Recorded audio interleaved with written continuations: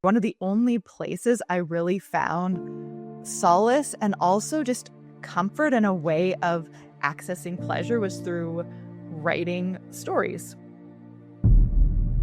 Kayla MacDonald is a writer, dance alchemist, and creator of the Rewrite Me method, where fan fiction meets feminine healing and desire becomes a creative force. After 7+ years in the health coaching world, leaving her burned out and binging on food instead of pleasure, Kayla found a way home through storytelling, especially the spicy, fantastical kind.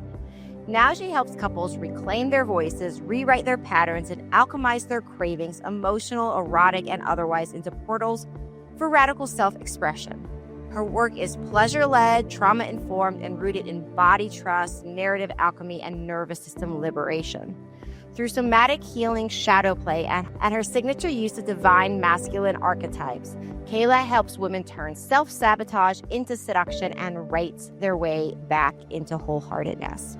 Writing and imagination are these powerful tools in every arena, whether it's relationships, health, whatever it might be, because our imagination has so much power to create turn on, to help us see the life we actually want before it happens. So when you can bring the stories and the new meanings into your body and actually into your daily actions as well, that's where things really start to shift. Hey everybody, welcome back to another episode on The Lounge. I'm so excited to introduce you to Kayla MacDonald. I've had the pleasure of chatting with her a little bit, and I'm just blown away with some of her approach around bringing libido back, bringing pleasure back. And an amazing component, and we haven't talked about this on the show yet, is through using storytelling. So I brought Kayla on today to introduce you all to her, to talk a little bit about that. And this might, ruffle some feathers, or maybe make some of you curious, or maybe make some of you cautious, or there might be some emotions happening here. So I think we'll jump right away into bringing Kayla up, and then talk a little bit about your story, if you would, Kayla, because I know you have your own story on how you got into this world of really utilizing a story as a way of embodying yourself, as experiencing more pleasure. So can you just welcome, introduce yourself, as well as tell us a little bit about your story on how you got here? Yeah, thank you so much for having me. So I started in the health coaching industry in 2015. And I was so excited, thought I'd landed my dream job, thought all of my struggles with binge and emotional eating were left behind, only to have them resurface with a vengeance. So I struggled with that off and on for the entire time I worked at the personal training studio. And at the same time, I was also in a misaligned relationship where there wasn't that pleasure, that spark, that thing that every couple wants to have. And I thought that there was something wrong with me, or that I needed to fix or change something in myself. When turns out it was more of a mismatched libido thing, which we can definitely talk about as well. And over the course of that time working there, one of the only places I really found solace and also just comfort and a way of accessing pleasure was through writing stories. So, really interesting thing is that I actually, believe it or not, manifested my now husband through storytelling, which is still one of the Interesting. wildest things ever. Yeah, tell us about that, because I think that's storytelling. Anytime we're talking about a lot of things on this show, right? It's like what happens in the bedroom oftentimes is a reflection of what happens in real life, and what happens in real life is a reflection of what happens in the bedroom. So I think, when we're talking about the power of any tool, of course, we're going to say, okay, well, this is a powerful tool. We would expect a powerful tool to be able to show up and impact our lives in a lot of different ways. So the idea of okay, something powerful like this impacting and improving sex, as well as impacting and improving, your manifestation capacities and drawing into your life what you want. I'm not surprised that overlaps. But let's tease it apart a little bit, if you would. Let's explore that. So tell us about how you manifested your partner through through storytelling, not testing. So he was actually a client of mine. So I was trying to repress these feelings on multiple levels for multiple reasons. A, he's a client, so that's unprofessional. B, I'm in another relationship and I value loyalty, fidelity, all the things. And he was also grieving his late wife. So just multiple layers of like, this is not okay. So come 2020, I'm actually about to marry my previous partner. And as I mentioned, there was quite a mismatch in libido. Mine was quite high, theirs was not so high. And that led to one of us being less satisfied than the other. So I actually ran into a sex and relationship coach at a women's event. And she was one of the ones who really helped me in that season. So this was right during the pandemic. I had just canceled the wedding because you had to. And I sent her this email about how I had this mismatched relationship and it didn't feel quite right. And I also had these feelings for this other person. So I asked her, I'm like, can you please help me manufacture desire for my current partner and not want to feel anything for this other one? And she was very wise. She's like, we can certainly work together, but the outcome you get might not be the one you expect. And at the same time, it was a pandemic. So you're stuck in the house all the time. And I am a writer. So I decided I'm just going to write a book and it's going to be a fictional book, but it's just going to be me processing all of my feelings for my now husband. And obviously, it's not me and my husband. One of them's a were shark and the other one's not my husband. But I wrote this book and it was really beautiful and really magical. And I wrote that in April, May of 2020. And by October of 2020, me and my husband were now dating. And the wild thing is that the relationship and the dynamic was very similar to what I had written in that book. Yeah, beautiful, beautiful. So the idea was like you were tuning in to so much of that, those energetics, right? And it sounds like also like processing old stuff that needed to be processed through through the process of that. So, when you talk about like it, your the fan fiction helping you heal, it sounds like is it a lot of like writing it that's helping you heal, has helped you heal, or is it also like reading it? Can you tell us about some of that?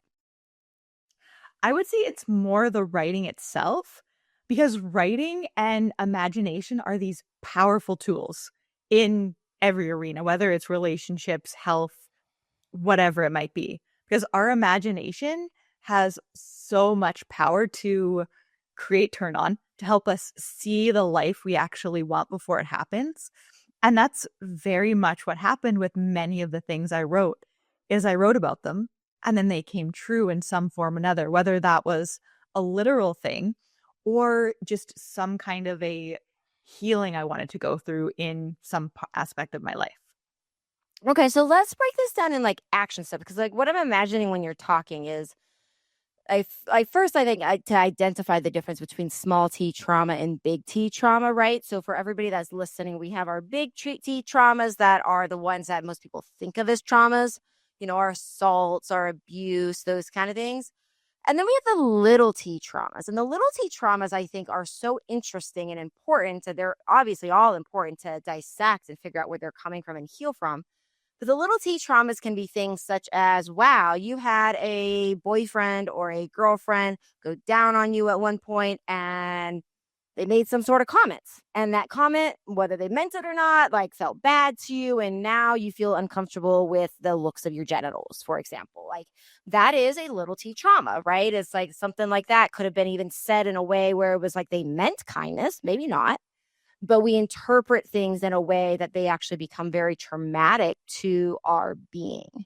So, what I'm curious about is like if people are listening and they're saying, okay, well, I have, some of these little T traumas in my life, and I know I'm not able to like body shame, I have sex shame, I know I'm not able to maybe show up for my partner in the ways that I want, or show up for myself in the relationship the way that I want.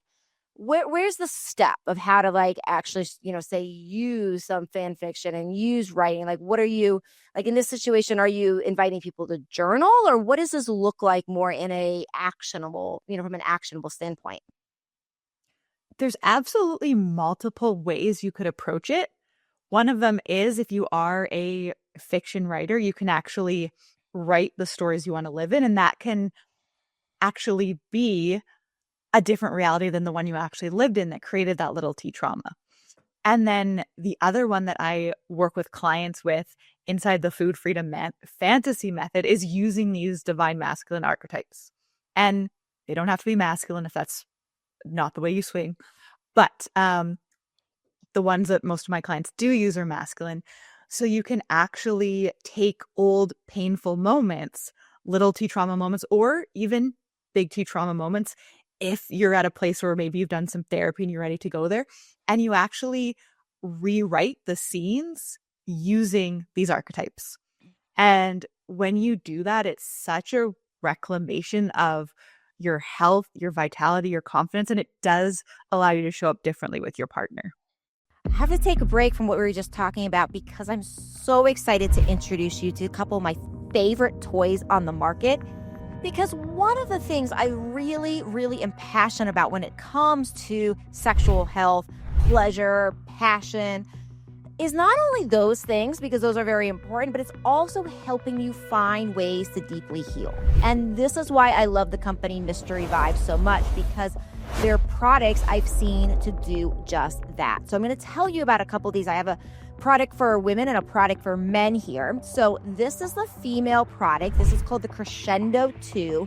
You will have links in the show notes.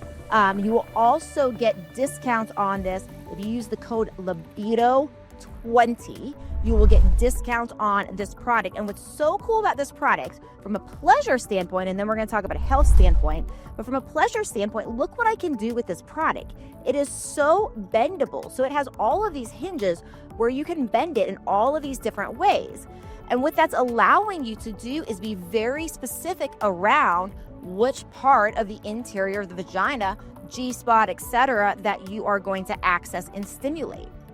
Now, what internal studies have shown on this particular product is that it increases arousal about 73% and lubrication up to 93%. So that's where I'm talking about, hey, we can get all of this uniqueness of pleasure. We can pinpoint those spots. We can wake up our vagina in ways that maybe other vibrators can't, because you can't get the level of maneuverability and flexibility that you can with this toy.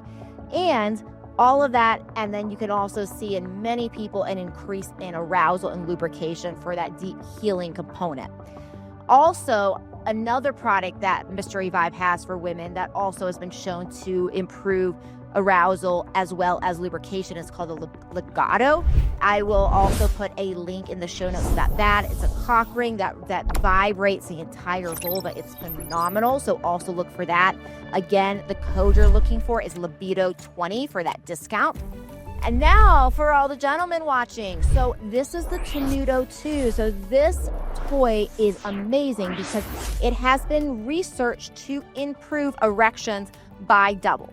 So erections get better, performance gets better, and it can help with prostate health. So it's a super easy toy to use. It looks a little bit strange when you're looking at it, but all you're gonna do is you're gonna just do penile insertion right here. This back part will sit back on the perineum, and voila, there you go. So again, Libido 20 for this. If you guys want better erections, if you want to be harder longer, if you want to please your partner longer, and women, if you want to have a better arousal, better lubrication, and wake up those parts of your vagina so that not only are you experiencing more pleasure, more passion, better orgasms in many cases, but you are also deeply healing yourself as well. So again, those will be in the show notes. I hope you take advantage of these discounts and the coupon codes there. Libido 20 is your coupon code. I will see you all in a moment as we get back to our show. Quick word from our sponsors before we continue with the episode. Ladies, midlife isn't a crisis. It's a power move. On the Mature Allure podcast, we're flipping the script on aging, beauty, wellness, and everything in between. I'm your host, Sherry O, here to keep it real, fun, and fearless. Ready to embrace every chapter? Hit play on Mature Allure wherever you listen to podcasts. Midlife your way, that's Mature Allure. Okay, so if somebody is saying like, okay, so I'm going to do this and I want to process this. So you're saying one idea, the first idea is like, let's write out a fantasy. Let's write out like a novella, you could say. And in that, you're going to describe like what world you said you would want to live in, right?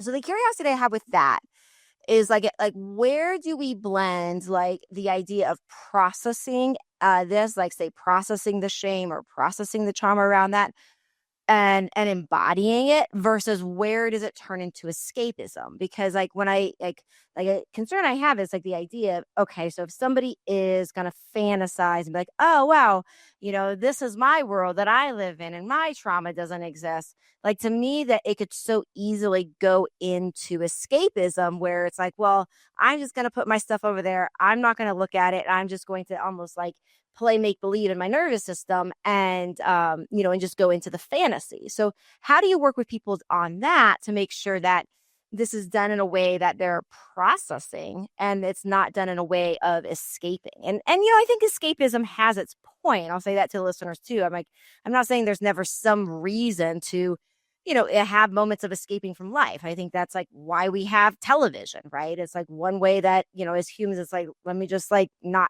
focus on my life for a second. But I do think that if we don't look at some of these things and really embody them and feel the pain and feel the hurt and all that, that we don't wind up oftentimes healing for them. So that's my question for you. So it's like, how do you guide people to make sure that they really are almost like embodying it and healing from it versus like that escapism component? That is a powerful question. And that is definitely something I would always be cautious of, because the purpose of writing and creativity, at least the way I do it and the way I help my clients do it, is never to escape. It is to do the processing and also creating the new stories and the new narratives around it as you're processing. So I can share an example of one of mine if you're interested, so you can see what this actually looks like. Sure. So this one was closer to a big T trauma, but not quite. So I experienced some stuff as a kid, and my mom proceeded to have a really challenging time with her health afterwards. She basically had a breakdown. So I was brought to a therapist by my mom's friend, and my mom's friend was doing all the talking for me. And she said, yeah, Kayla came home from this person's house and she was acting like this and she was acting like this. So her mom knew that this must have happened to her. And then her mom had a breakdown. So that was when I was about 6. And 6-year-old Kayla is like, wow, okay, so that's my fault. So I did that. So when I go back and do work on that core wound and that core memory, it's not like I'm writing a scene where that never happened. I'm letting my inner child feel the emotions, the sadness, the shame, the guilt, processing it, crying. I also do dance alchemy, which is a really powerful way for actually moving through the emotions, not escaping them. And then I wrote a scene where these two masculine archetypes burst into the therapist's room. And one of them is like the fiery one. And he like told off my mom's friend, like, you should not have said that. Like, this is not her fault. And this is how it sounded. And then the other one's kind of like the softer, gentle one. And he like hugs a little inner child and explains like, no, this actually wasn't your fault. So basically you're creating a scene about a painful moment where you or a younger version of you didn't get what you needed. And you're actually able to rewrite that scene, not pretending it didn't happen, but rewrite it and give yourself what you needed in that moment. So does that help? That helps. Yeah, that helps. So we're really saying it sounds like in general, like this is a lot of inner child work where it's like, okay, little you, little somebody, and creating a scene where in that moment, as children or as, even as adults, sometimes when we haven't experienced a scenario and it's new, sometimes we're not able to find that part of ourselves that is like the self-advocating, the self-protective part, those kind of things. So it's really using storytelling to like feel the emotions, but to like rewrite and be like, wow, this is what it would have been like if I had shown it for myself, or if not, then there is some other archetype that actually could come and play that role for me. Right. Exactly. Yes. Okay. That makes sense. And then have you found like shame? I want to touch on that too if we can, because I do see just, and this, I don't think this is going to surprise any of the audience members, that we see it so frequent in talking about sex and talking about libido, that shame just comes up left and right all over the place. And that can be like almost like internal gaslighting type of shame, where we're like self-shaming, shaming ourselves. It can be from other people that know us. It can be from the media. It can be from science. It can be from politics. It's just like shame all around, I feel like, sadly, when it has to do with our sex lives. So how do you work with that? I mean, it sounds like similarly, but do you I guess the question is around this. Like, do you find that people need to know like what it is, that's like, okay, well, if I can't be present during sex, for example, like, do they need to know why they need to discover that shame is there? Do they need to know why it's there and where it comes from? Because I'm imagining, like, to rewrite the story, if we're rewriting it, we have to have some level of what the story was to begin with. Is that true? Or is there a way around it if somebody's like, yeah, I'm really shamed with sex and I don't know why, I just am. Like, can you talk to that a little bit? Absolutely. This is such a powerful point to make because so often we do have unwanted emotions or shame and we're trying to figure it out in our head. But there are certain things that our thinking mind cannot help us process, especially if maybe it's from dormant memories. It can also be ancestral because we hold some of the coding from as far as 7 generations back. So, one of the ways that I recommend doing this is through the body. So that can look like dance alchemy again, one of the best practices for this. And there will be times where we're leading a dance alchemy class and someone starts crying and they're not sure why. And a big reason for that is our bodies actually know how to release that stuff when we give them a regular practice for doing so. So dance alchemy is powerful. I know tapping is another one. Many people use other types of somatic tools. So I would say that it's actually less helpful to try and figure out the exact meaning of certain sensations or emotions than it is to have an intention to feel differently in the bedroom, in relationship, and then have some kind of a body-based practice to help you with the healing aspect. Okay, so it sounds then too like another similarity I'm hearing in what you've shared is that this body-based practice, so that whatever we're doing, whether we know the why or not, that when we're creating a story, it is about the words on the page, but I think sometimes we can get into our heads, right? And just like story tell from our head. And obviously our head will be involved, but it sounds like with what you're doing with this methodology, it's a lot more around like the somatic. So you're writing the story, but you're actually feeling in real time as you write it, as you go back and read it, you're feeling real time what's happening in the body. And that's part of like being like probably a lot of where the healing comes from, is because with that, the experience of writing is to then be able to explore those emotions more fully and safely. Is that correct? Exactly, yes, because if you are just writing stories, you do run the risk of just being in your head. So when you can bring the stories and the new meanings into your body and actually into your daily actions as well, that's where things really start to shift, and you give your body this new baseline that is safer, that is more confident, and that totally changes how your relationships are going forwards. Makes a lot of sense. Well, this has been an amazing part one of the episode. I know we're going to get you in to talk a little bit about adding eroticism for long-term couples and how to do that with storytelling, how to like spice up the relationship with storytelling. Also going to talk a little bit about how do we use in our long-term monogamous partnerships, how do we use like storytelling, how do we use imagination, how do we use these concepts to actually heal and break past these wounds that we might be carrying. So all of that and more coming up in part 2, but I want to, before we go on to that, have you tell our listeners a little bit about how to get a hold of you. I know you have your Power Portal experience, and I know you have a pretty amazing deal for our listeners on that. So I want to make sure everybody gets all the goodies that you are so generously offering. So please tell me a little bit about those if you would. Yeah, so you can find all of that at embodiedwritingwarrior.com, including the podcast, which plays at the intersection of pleasure, food freedom, creativity, all that good stuff. And then the Power Portal is my 2-part experience that helps high-performing type A women break through their biggest blocks with food and eating and body image. And there is a subconscious rewiring practice, and there's dance alchemy if you're interested in what is she even talking about. So that's normally $97, but if you go to embodiedwritingwarrior.com/gift, you can get it for free. Amazing. And we will have all of that in the show notes, as well as like how to get a hold of and work with Kayla and more. Remember, also in the show notes, you'll find information about joining us for part 2. So make sure you click on that link.